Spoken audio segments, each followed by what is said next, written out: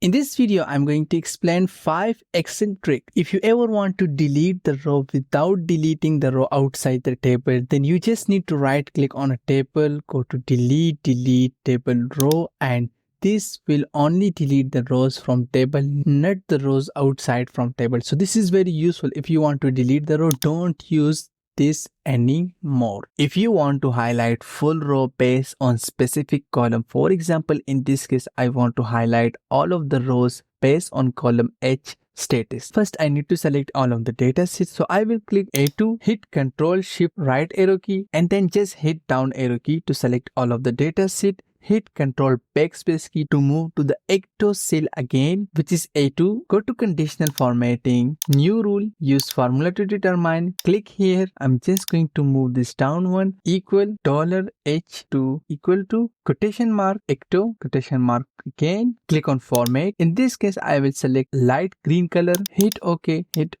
and this will apply conditional formatting on all row based on specific column. If I change status to an Ecto, this will remove the conditional formatting. Of course, you can do the same process to add a rule for an Ecto status as well. F2 key is very important to convert point mode to edit mode. For example, in this case, if I just go conditional formatting, manage rule, edit rule, and I click here and then I just hit left arrow key, this showing us reference instead of moving the cursor to the left side, because this window is currently on point mode. If we just hit F2 key, this is now in edit mode, and now we can freely hit backspace key, left arrow key, right arrow key, and the cursor will move freely. So this technique is very useful when you are editing formula in conditional formatting, dialog box, name range, data validation, and in many more cases as well. If you want to calculate total hour between end time and start time, you can use simple formula equal, select end time minus start time, hit enter, and this will calculate total hour between start and end time. You just need to drag this formula down. But what is happening here? In this case, you can see start time is greater than end time. So we need to update formula a little bit. What we need to do? Simply click on C2. Instead of B2, we will write simple if condition. If end time is less than start time, we want end time plus 1. Otherwise, we want the result of end time only. Close the bracket. So we just update end time with if condition, and now if I hit enter, this will calculate total hour. But if I drag the formula down, this will calculate total hour irrespective of start and end time. If you have a table filtered based on multiple column and you want to remove the filter from all of the column, of course you can go to column, hit filter icon, clear filter, then clear filter from next column, then clear filter from another column. But you can simply remove the filter using one simple trick. Click on the table, go to data, hit the filter icon. This will clear all of the filter from the data sheet, and you just need to hit again, and now you can filter again this table